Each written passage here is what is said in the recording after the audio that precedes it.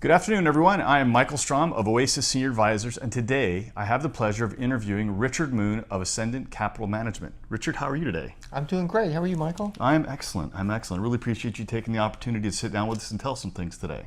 Absolutely. All right, so to start off with, could you tell us a little bit of the background on you and your company? Sure, I'd be happy to.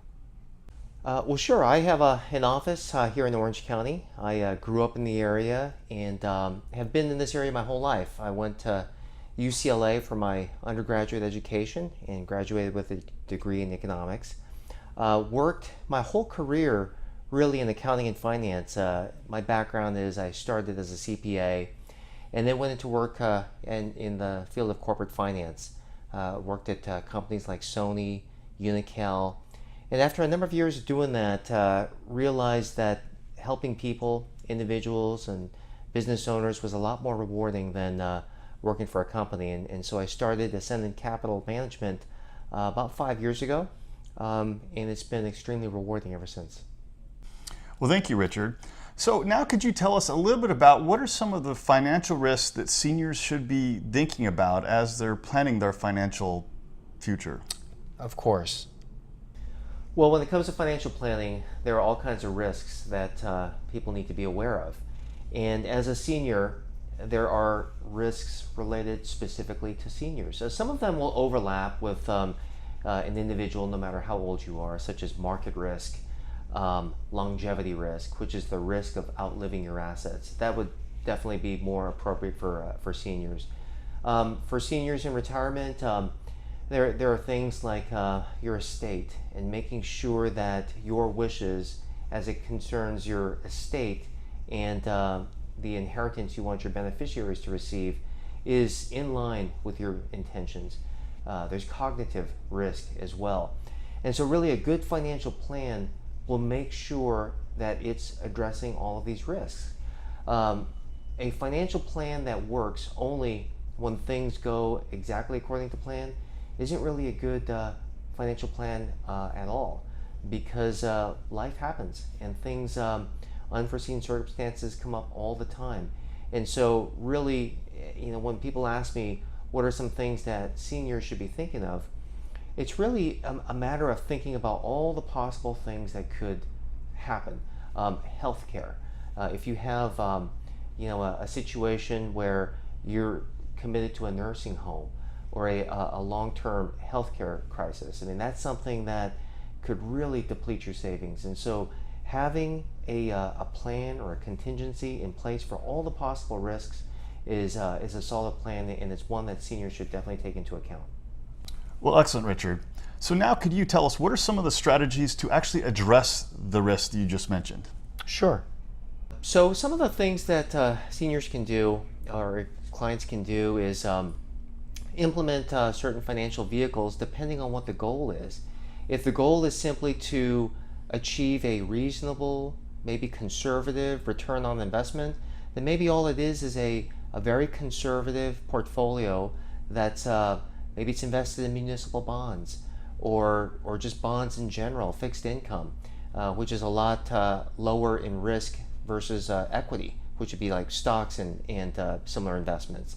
Long-term care insurance is another thing that would address what's a very critical concern to seniors, and that's potential health-related costs in the future.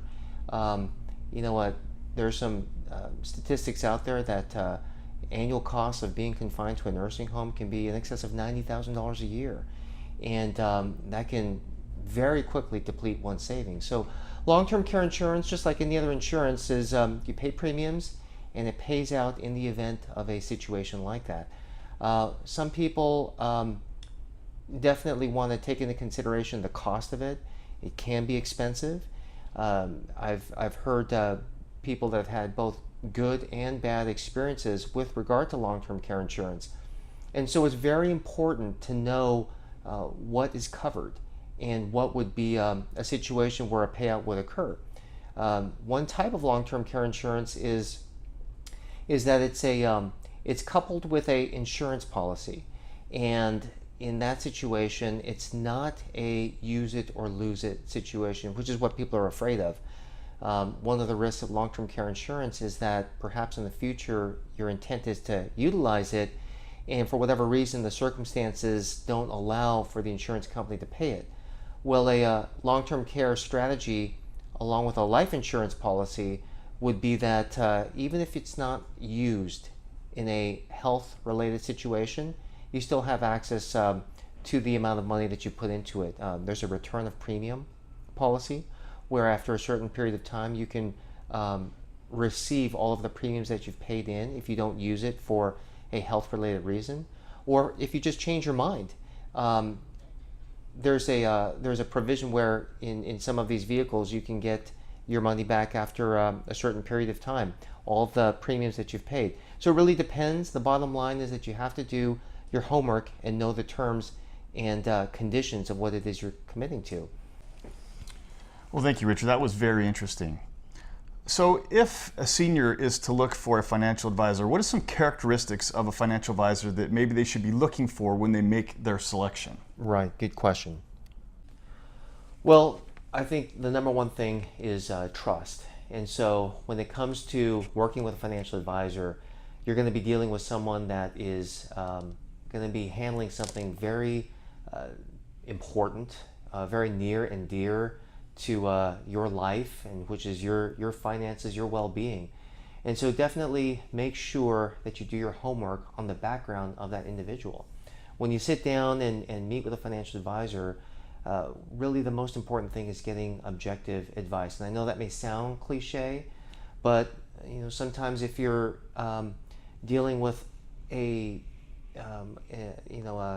agent or an advisor that's really only selling one thing, there could be an inherent bias to really emphasize a certain product or approach.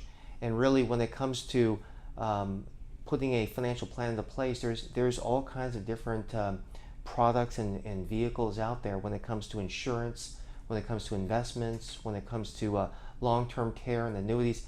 I mean, there's so many different avenues, and it's the most important thing is making sure that it fulfills your goals.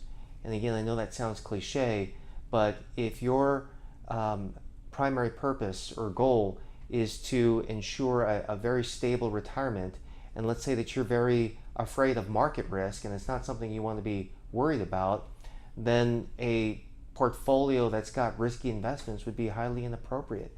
So the strategy and the plan has to match your goals and objectives, and that's one thing that you have to make sure is in place. And then of course, costs and fees.